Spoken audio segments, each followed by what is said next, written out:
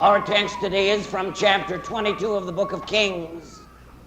And Micaiah said, "Hear the word of the Lord. I saw the Lord sitting on a throne, and all the host of heaven standing by him on his right hand and on his left."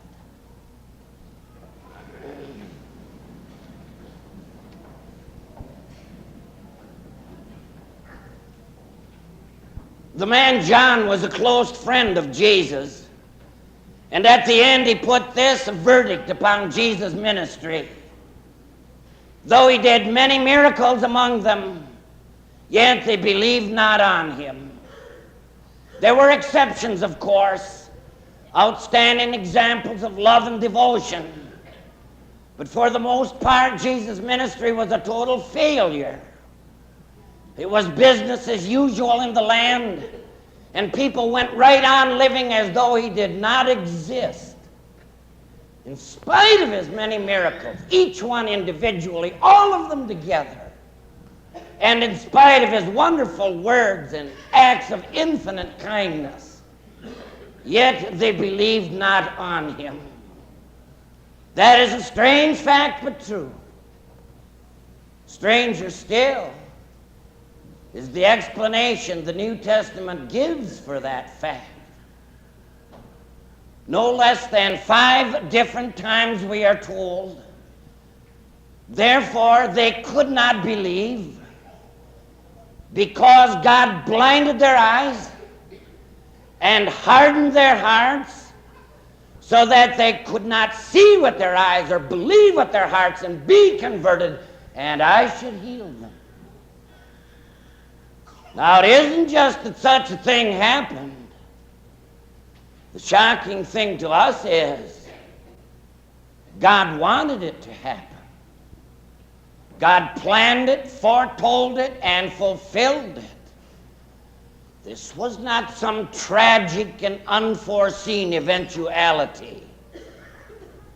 God hardened their hearts and blinded their eyes so that they could not believe or be converted or be healed. Now that is an uncomfortable Bible teaching, but we cannot explain it away or ignore it as though it were not there. The Bible story before you today gives you an insight into that strange scripture teaching.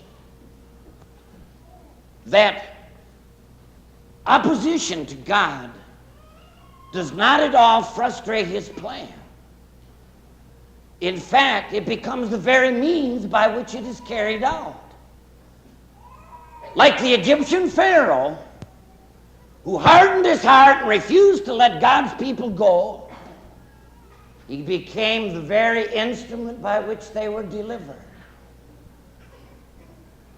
After years of civil war, you may remember, the 2 kings of Israel became allies.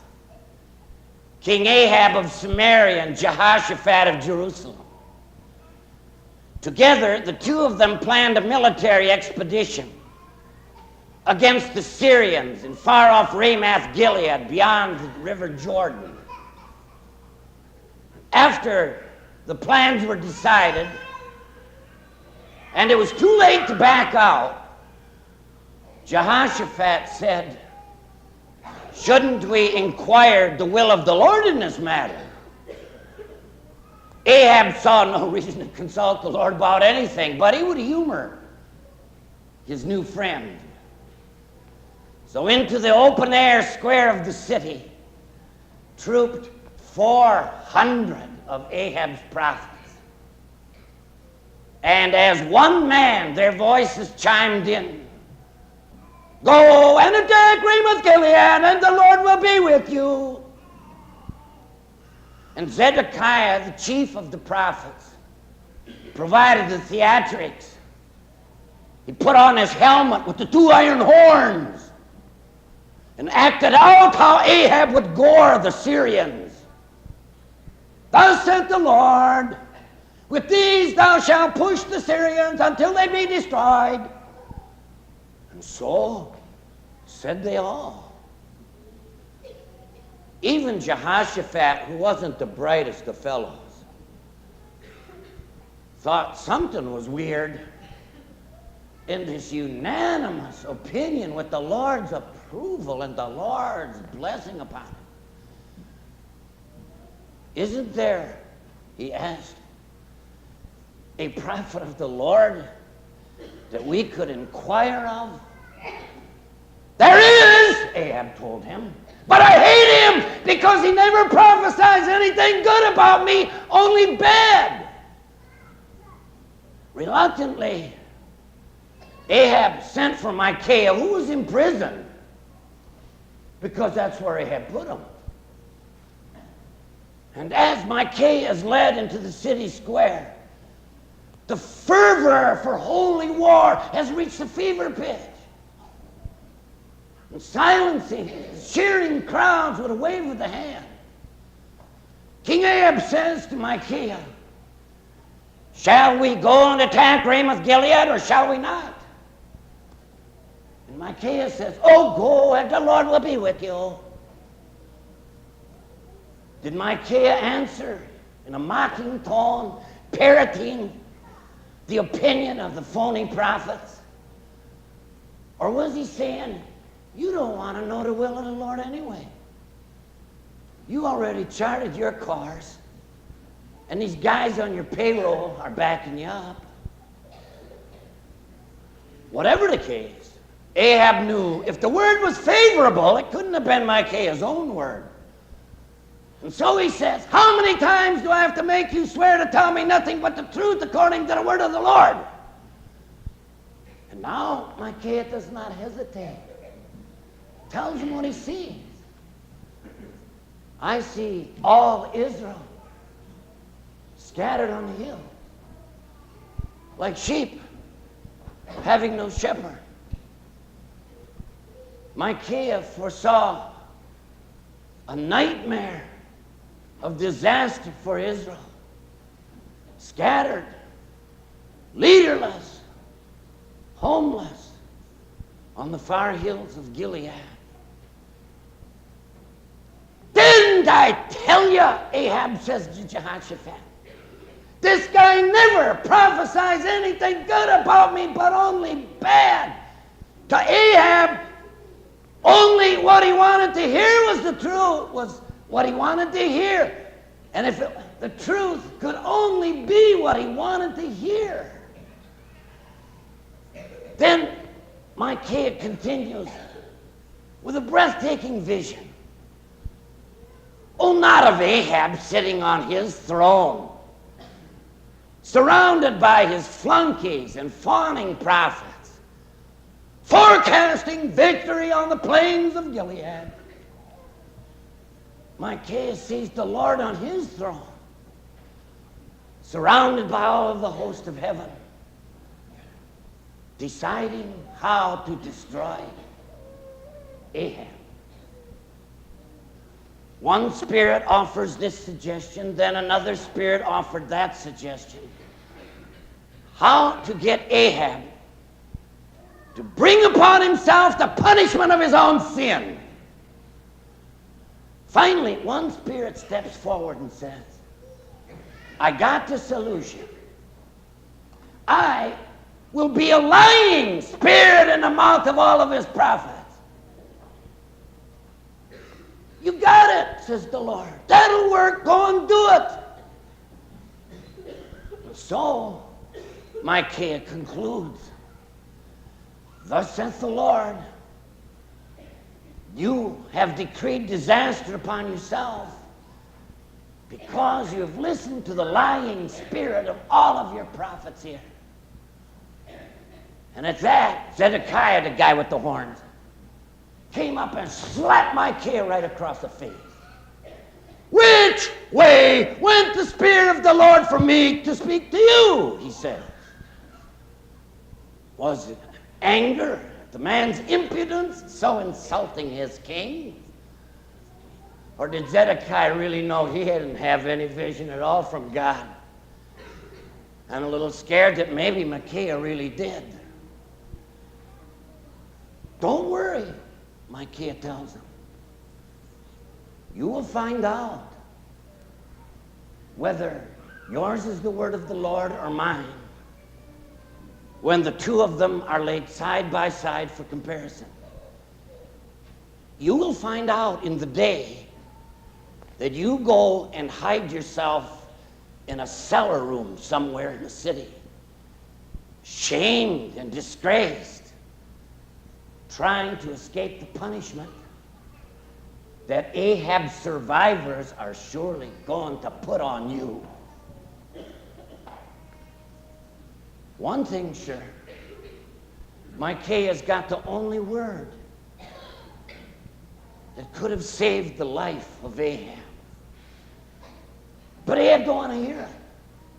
He's had enough of these preachers' squabbles. It's a time for action and not for words. He's got a military campaign to conduct.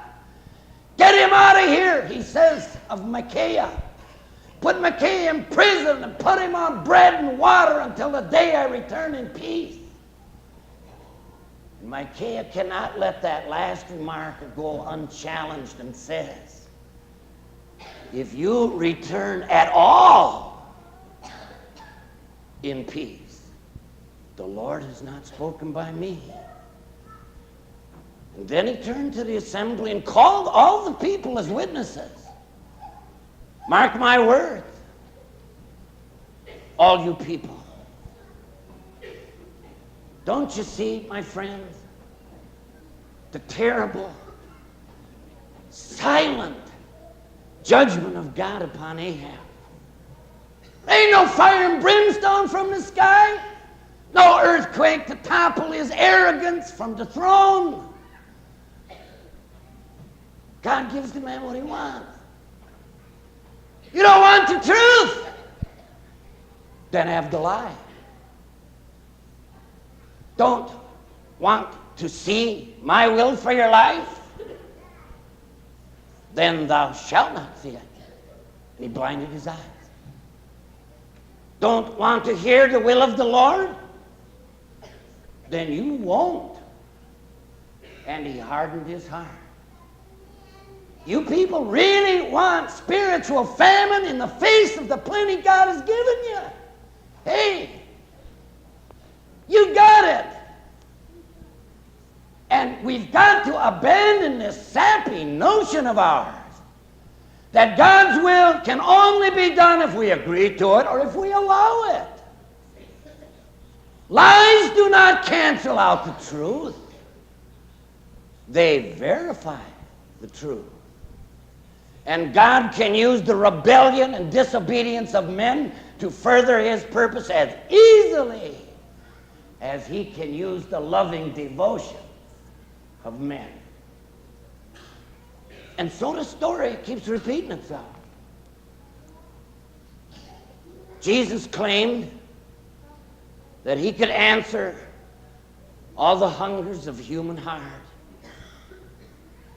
He that cometh unto me shall never hunger, and he that believeth in me shall never thirst. But they had no appetite for what he had to offer. They saw nothing in this carpenter's son from Nazareth, who, get this, rode upon a donkey, who grew weary and wept and hungered and thirsted. They want to hear about somebody dying in order to live or losing your life in order to save it. He saw no beauty in one who picked up the fallen from the dust of despair, forgiving them and giving them a new chance in life. They didn't see anything in the best that God could give them. Okay, then your eyes are blinded. And now God will give you what you want instead. But what of us, my friends, who are children of our times as surely as they were? Every generation differs from all other generations, as the older generation today differs from the younger. And each generation has its own ideas and ways and habits and standards to conform to. Almost automatically and without thinking.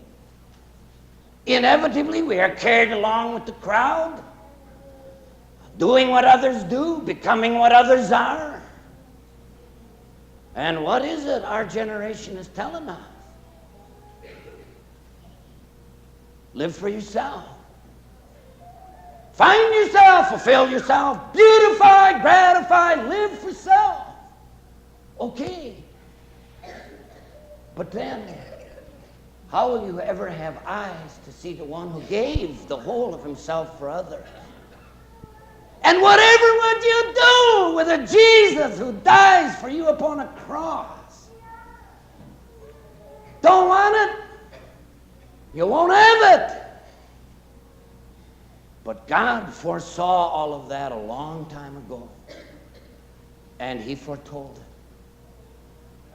See, Ahab no longer had the heavenly vision.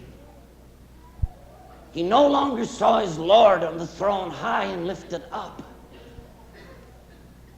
And because of it, he lost his perspective on the world in which he lived. He saw his own will as superior to the will of the Lord for his life. He saw his own ambition as superior to the welfare of his own people. Look again, my friends, to the throne of the Lord, high and lifted up. That pure light streaming from the white throne will put into focus all your struggles and trials in this present life.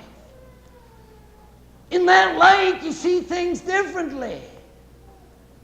How changeable and fickle are the praises of men that we so enjoy. How transitory and perishable are the baubles that men are paying down so dearly for. And how eternal is the truth and the quiet voice of conscience within our souls. How precious are the things that are lovely and beautiful and noble and pure. How wonderful are the plans that God has for your life. Look again at the face of God before you leave this church. Before you gather with your families about your tables. Before you go back to your labor and callings in life. And the face of God will shine upon you and will give you peace. Amen. The peace of God, which passeth all understanding, shall keep your hearts and minds through Christ Jesus. Amen.